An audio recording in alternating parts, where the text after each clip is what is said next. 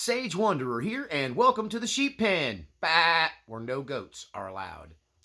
So, I want to start out by thanking you all for your patience over this past week. Thank you for giving me a week paid vacation. Of course, a little bit less came in than would have if I'd been preaching, but it was just enough. And that is in line with how God's keeping me right now. He's just giving me what I need when I need it as it comes. And He's forcing me to trust Him. And I take it as an opportunity to learn to trust God more. So thank you all for hearing God's voice and continuing to support this channel, even though I didn't produce any content this week. It's a great blessing to me. I was able to get refreshed. When you preach as much and as intensely as I do, it requires an amazing amount of concentration and focus. And to the point where if you try to focus on other things, you'll lose your focus in the preaching and it'll set you back and you'll struggle. And so it's an immense amount of focus and concentration. And so a lot of things fall by the wayside, And so the housework was behind. I had some personal issues I had to deal with. I needed to do some deep thinking about my future, where I'm at in life, all of that. And things that I don't get enough time to do when I'm preaching 3 times a week. So thank you for your patience. And today I want to talk about love, trust, and forgiveness. If you've not seen any of my other videos on love and forgiveness, please view those so that you understand what we're talking about here. But if you haven't, I'll try to not make it so you don't understand this video. I'd like this video to stand on its own, but I do encourage you to go back and brush up on some of those previous videos. One of the most difficult things in life is forgiving people that have wronged you. And a lot of times people that wrong you, they want another chance. They want a second chance. They want redemption from you. And a lot of times, I'm kind of raised in this society where if you do something awful to somebody, let's say one kid to the other, you say, "I'm sorry," you shake hands, and then you're supposed to just go on. And we have it in our mind that forgiveness means forgetting what the person did. Forgiveness means, giving them all of the privileges and opportunity they might have had before the incident or the series of events.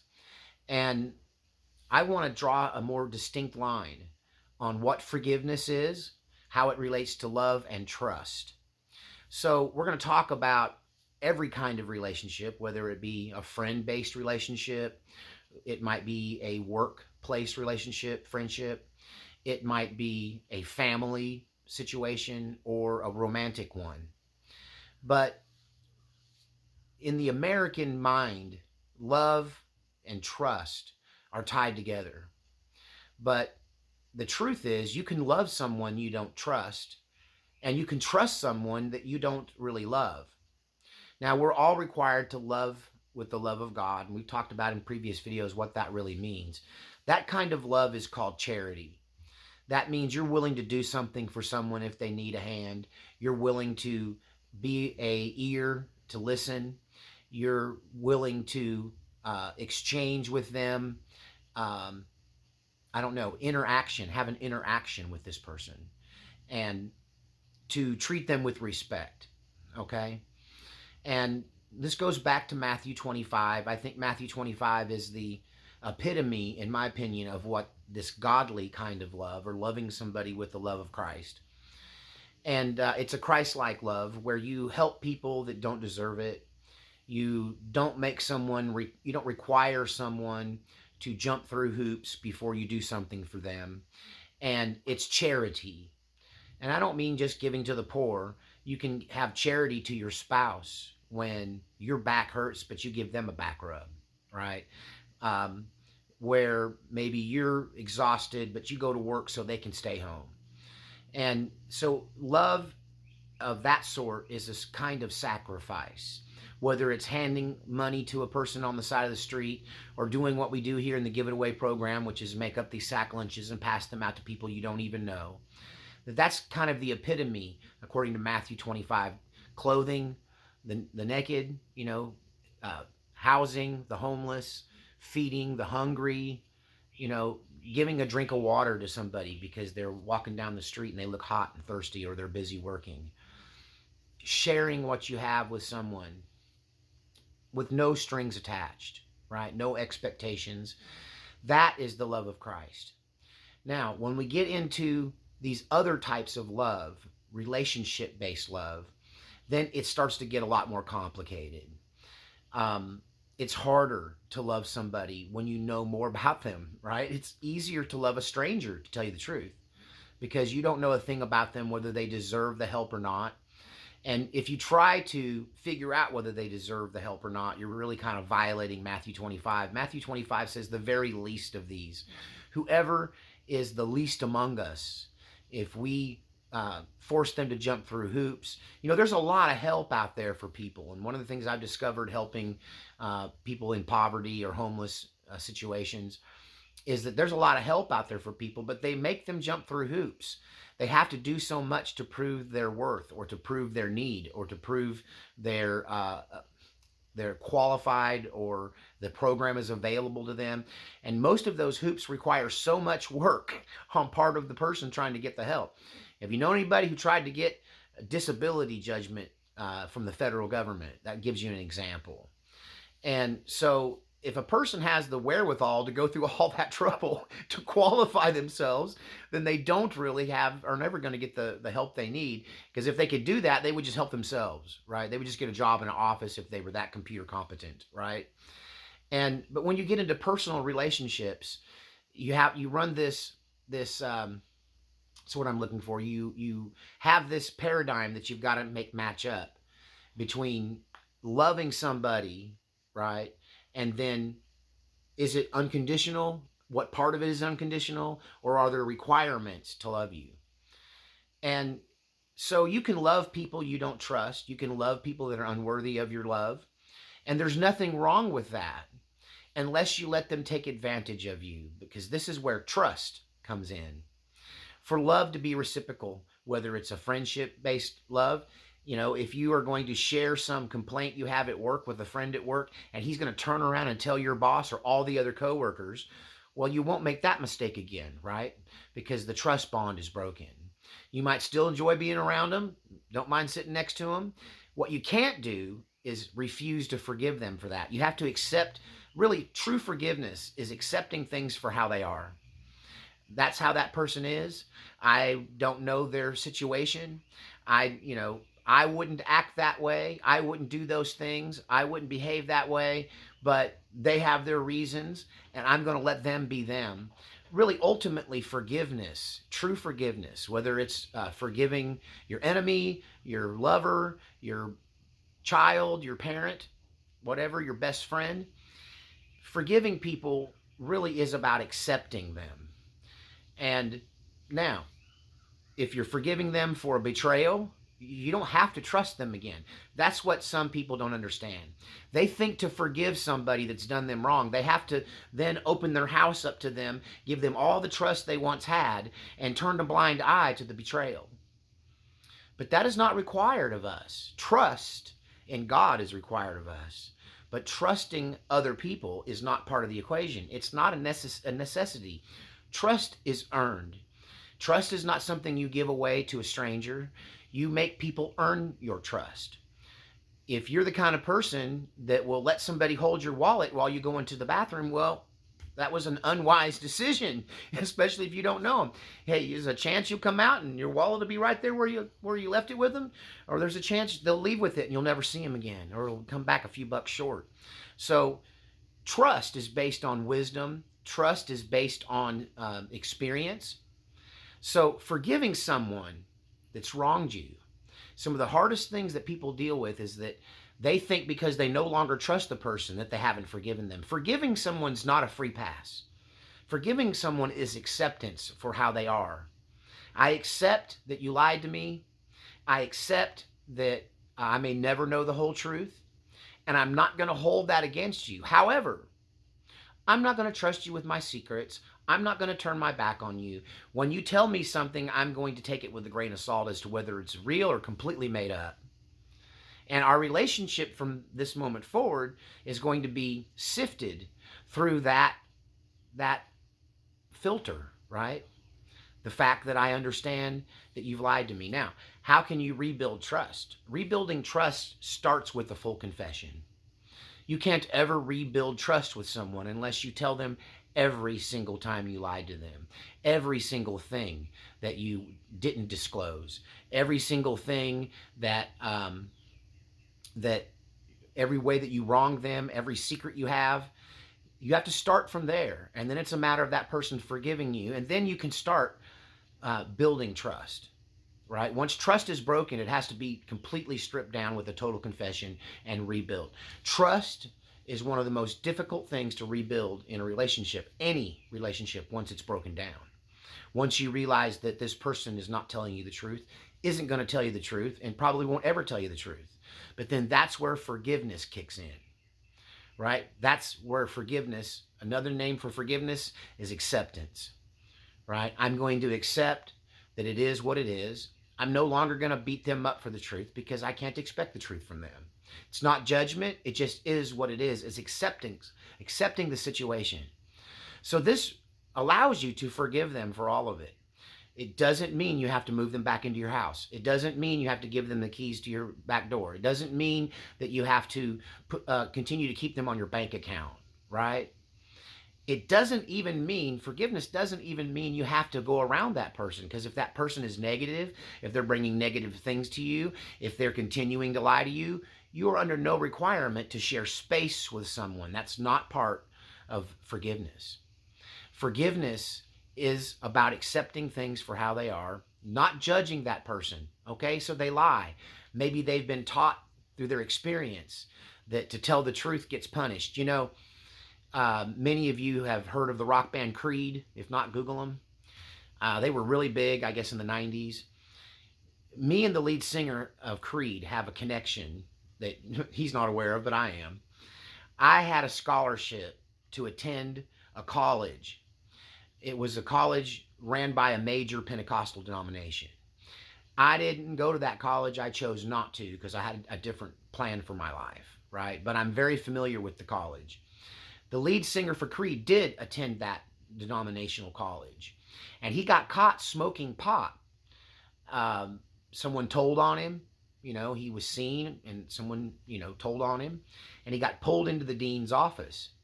Now, this man had been raised in a Christian home, and he'd been taught that if you get caught at something, you shouldn't double down by lying about it. You should come clean and tell the truth. And so he did. He told the truth to this dean, and the dean had the security officer come in and escort him off of campus for smoking pot on campus. He didn't get any break, right? So experiences like that, unjust experiences, in my opinion, that, truthfulness should be rewarded, right? And lies should be punished.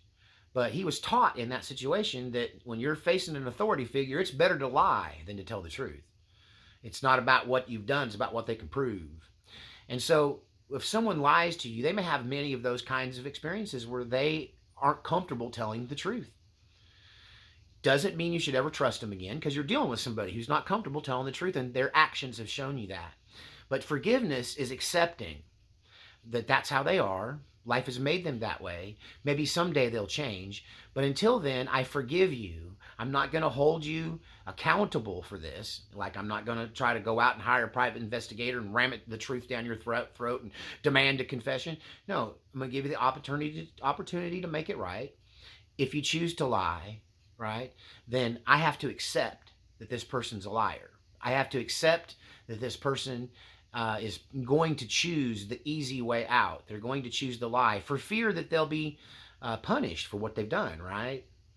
And if I'd been sitting in the dean's seat when the lead singer of Creed came in my office and he told me the truth, I would have went, okay, you understand I can't not punish you because smoking pot is against the rules, right, in this church college. Now, having said that, I really appreciate that you told me the truth, and that shows me that you have an honest heart. So I'm going to give you another chance. I'm going to put you on probation. You're going to need to keep your grades above a certain level. You're going to need to prove to me that you want to be here and that you're serious about your education and that you're not going to choose a party lifestyle over what you come here to do. This is one more chance you've got before this ultimate punishment of being expelled from school. That's what he should have received. That is a righteous decision. He gave him another chance, but he also didn't offer him any trust. The trust had been broken. He had an opportunity the first time to not smoke pot. He gained some brownie points by telling the truth, but now we're going to hold them accountable, right, and watch over them because they want another chance. And this can be related straight over to a relationship. Someone's lied to you. They said they were such and such place and they were someplace else. And if they are real enough to tell you what was behind it, no matter how bad that makes them look, right, then you have to offer to forgive them. You have to forgive them in that moment for what they did. You have to forgive them for the lie, right? You don't have to necessarily give them another chance, but you can't be like that dean and just rudimentarily, just arbitrarily, I should say, punish that person for telling you the truth, right? But most of the time, we don't get a truth out of someone. Most of the time, when someone lies to you, it's because they have a pattern of lying, because that's their go-to. And the way you get past that is you have to remove yourself from their life. You have to insulate yourself from the lies. In other words, you have and are under no obligation to ever trust that person again. That's one of the things that you buy with a confession. Another chance at trust. If you stick to your guns and you don't get another chance at trust, right? Confession is the pathway to trust. Can you forgive somebody without a confession? You absolutely can. You just have to realize that this person's been deceptive. There's no openness here. They're not going to confess to me. I have to love them with the love of Christ. I don't have to trust them or give them another chance with me, but I can't try to punish them. Right? I can't try to exact revenge. I can't go around trashing their name. That forgiveness just says, okay, it is what it is. And if someone asks you about that person, you don't give them a glowing review and you don't throw them under the bus either. You just go, things didn't work out. It is what it is. You can decide at what trust level you want to trust this other person with the truth about what happened.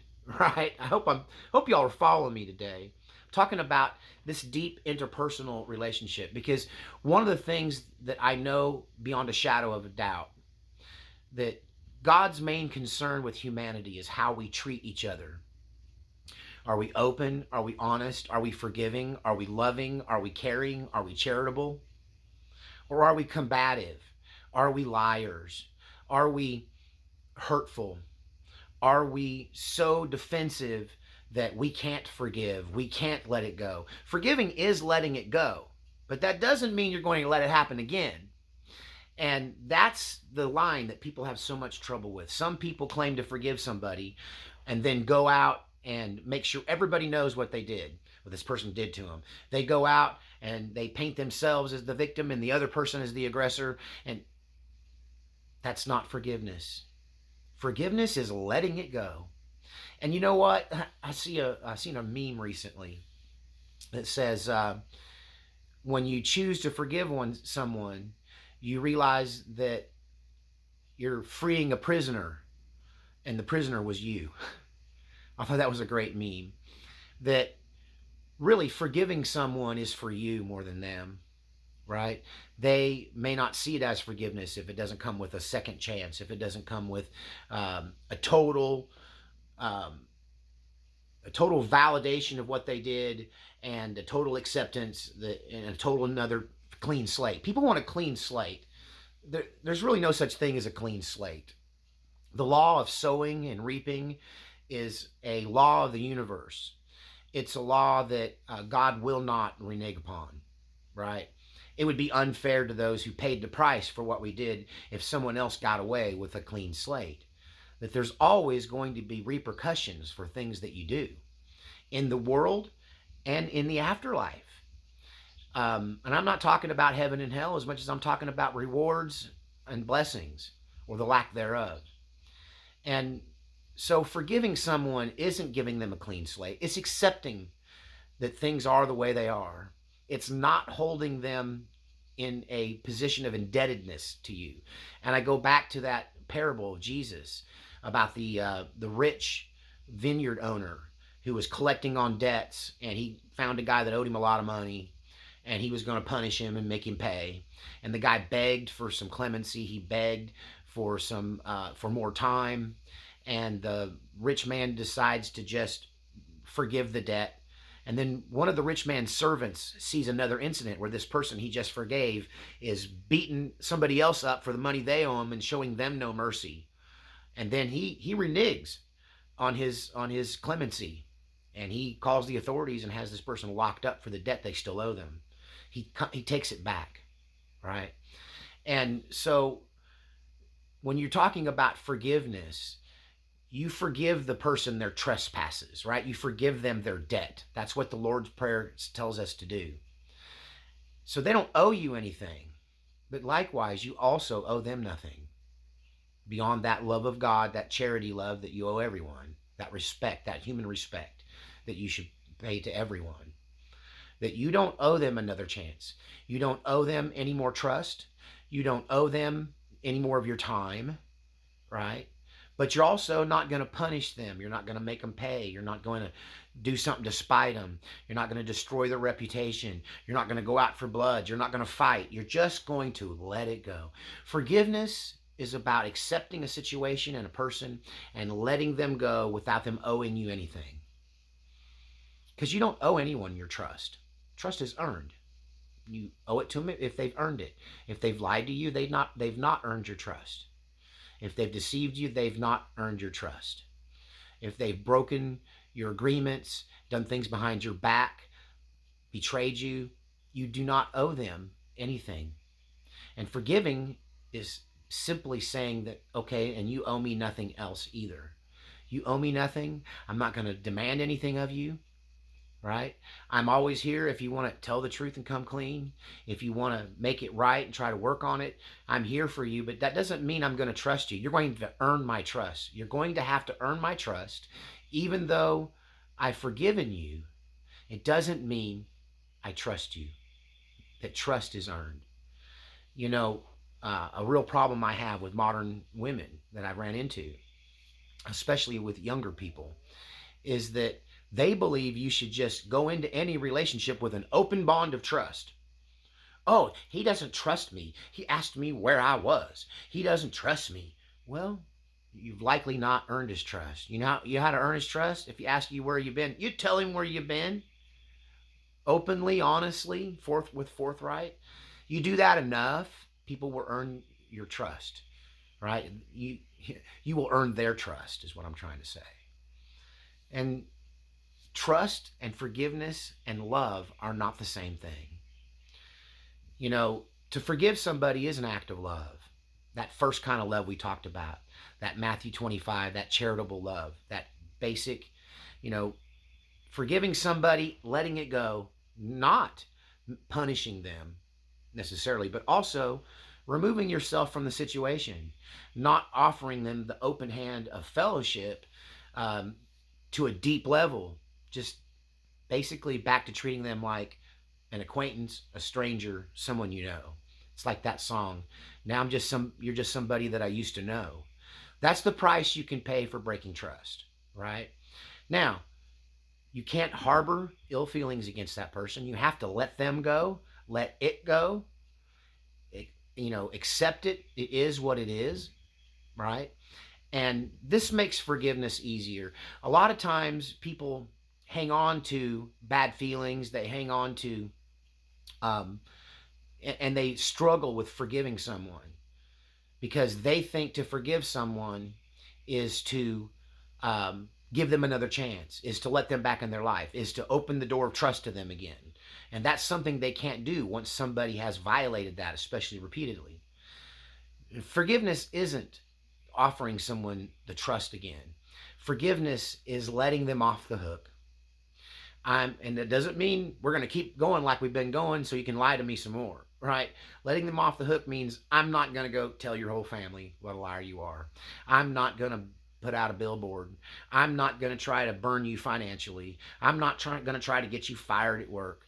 I'm going to let it go. I'm going to accept that it is what it is. I forgive you because I don't know who you are. If someone lies to you, one thing you can be sure of, you don't really know who they are.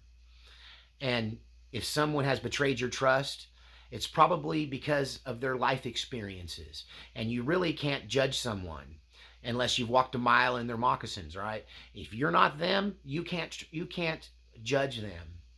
They might have in their own mind a very good reason for being a liar. They're wrong, but it's not your job to prove that. It's not your job to force that down their throat. It's releasing them, letting them be who they are. I don't know why people feel the need to control other people or force them to do things, because what you're doing is playing God. God gave us free will. That means free will to serve Him or free will to turn our back on Him. Free will to treat people right or free will to treat people like crap. And He doesn't force us to do it one way or the other. But why do we feel like we have to force other people to treat us right? We have to force other people to be truthful. We have to demand that people pay the price for the things they've done and that they be exposed. And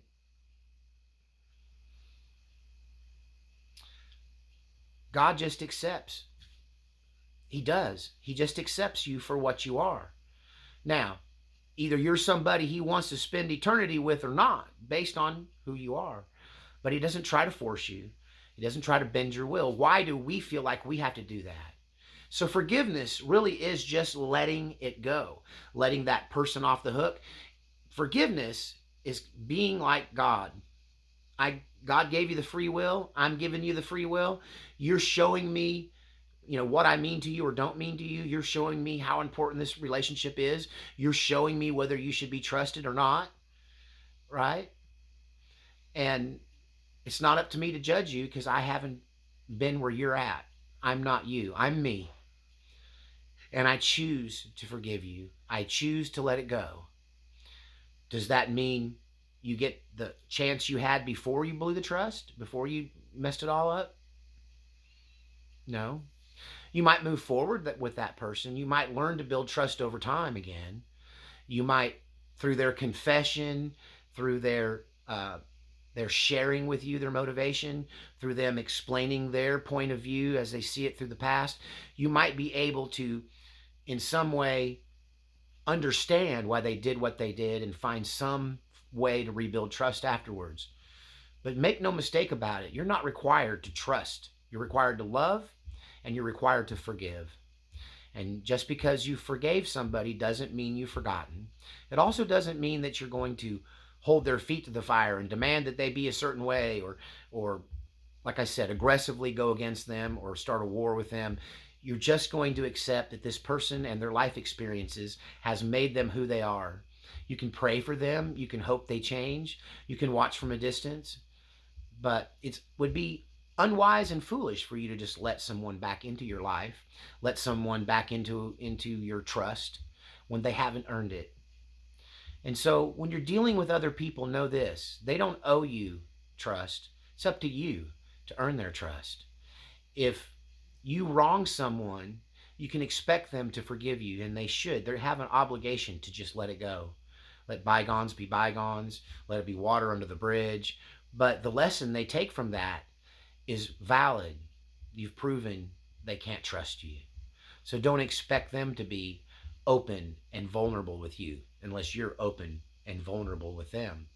And that builds the love bond, that builds a trust bond to the point where forgiveness will no longer be necessary because you've done nothing to require forgiveness for, right? You've treated this person with tender, loving care, with openness and honesty. And in this, we can become better people. We can learn to love. We can learn to forgive. And we can learn who you can trust and who you can't. Nothing wrong with that. That's just wisdom. I hope you enjoyed this. I hope you learned something from this. I hope this allows you to let somebody off the hook and quit holding a grudge. I hope this allows you to forgive somebody when you understand that you can forgive them doesn't mean you have to trust them. And if you don't trust somebody, it doesn't mean you haven't forgiven them. Did you make them pay? Are you trying to make them pay? Are you trying to slander their name? That means there's no forgiveness there. I hope you enjoyed this. I want to ask for your help. There's a link in the PayPal description. This is my first week back. I could use a shot in the arm financially this week to make up for my vacation time. And I want to thank all the people that helped me and are continuing to help me. I want to thank you for your thumbs up. I want to thank you for your subscription to the channel. And I want to thank you for your comments in the comment section. Tell me what you think. Has this helped you? Are you reached another level of being able to forgive? Leave your comments down there, and we'll see you next time on the Sheep Pen. But I'll leave you with this powerful prayer. May God surround you in his ring of fire and hedge of thorns of protection. May he send mighty angels of sufficient rank, authority, and number to drive the enemy from your midst. Then may you be enveloped in the peace of God. May you learn the true meaning of forgiveness. May you be allowed, and may you be blessed with the ability to let it go. May you understand the difference between love, forgiveness, and trust. And may God speak to your soul today and every day in Jesus' name. Amen. See you next time on the Sheep Pen.